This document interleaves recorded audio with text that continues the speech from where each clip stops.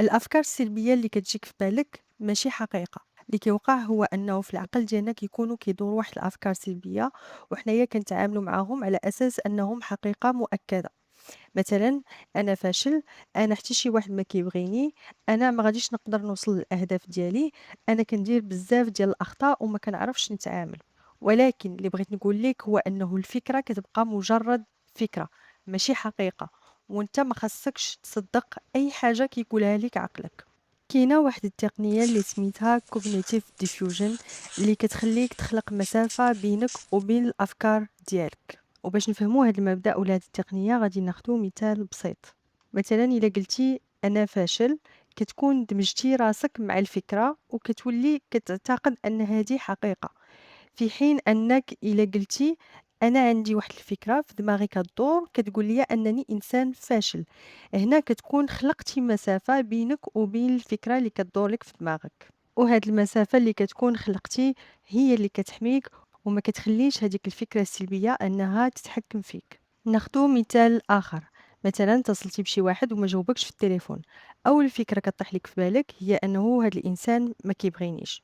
ولكن إلا حاولتِ أنِّك تبدّل الصيغة وقلتِ أنا عندي فكرة أن هاد الشخص ما كيبغينيش، وهنايا كتكون طرحتِ المشكل بطريقة واقعية، وكتولي كتسول راسك أسئلة أخرين، كتقول واش أنا عندي دليل فعلًا أنه ما كيبغينيش، أو هذا فقط عقلي كيحاول أنه يبرر الموقف.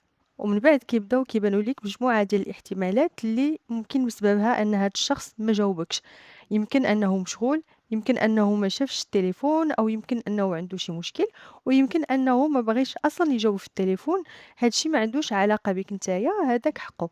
وحتى لو افترضنا مثلا أنه فعلا هاد الشخص ما كيبغيكش وما بغاش يجاوبك نتايا بالضبط، فهذا كيبقى احتمال ما بين مجموعة من الاحتمالات. اللي مهم هنايا هو أنك ما كتفكرش دائما في الأسوأ احتمال من الدقة الأولى، كتعطي لراسك الوقت أنك تاخد مسافة وتفكر اشنو هما الاحتمالات اللي كاينين واشنو هما الاسباب اللي خلاو هذا الشخص ما يجاوبنيش. وهنايا كتكون حررتي عقلك من انه يدخل في واحد الدوامه ديال التفكير السلبي. ملاحظه مهمه كنبغي نزيدها هنايا هو انه هذه التقنيه ديال cognitive diffusion ما كتعنيش انك خاصك تحارب الافكار السلبيه بانك تبدلها بافكار ايجابيه في بلاصتها. مثلا بلاصه ما تقول انا فاشل تولي كتقول انا ناجح وانا انسان كامل. لا، ماشي هذه هي الفكرة.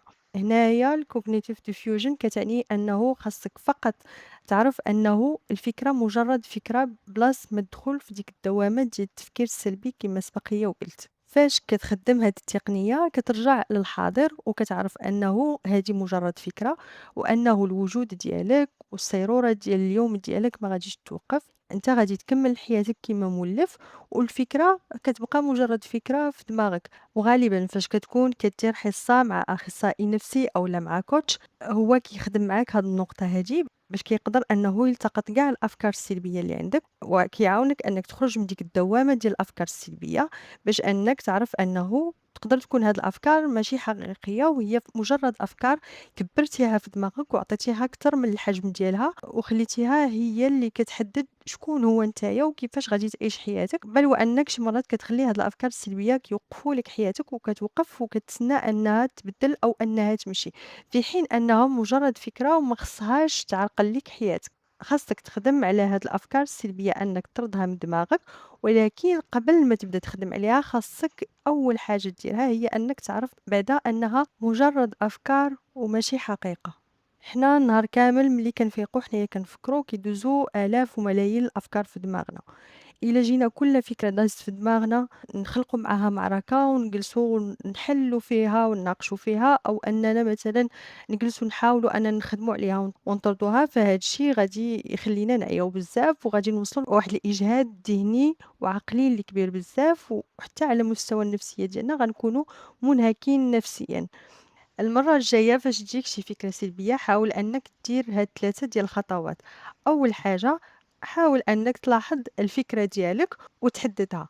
تاني حاجة، بدل من أنك تقول أنا كذا وكذا، حاول أنك تقول أنا عندي فكرة أنني كذا وكذا.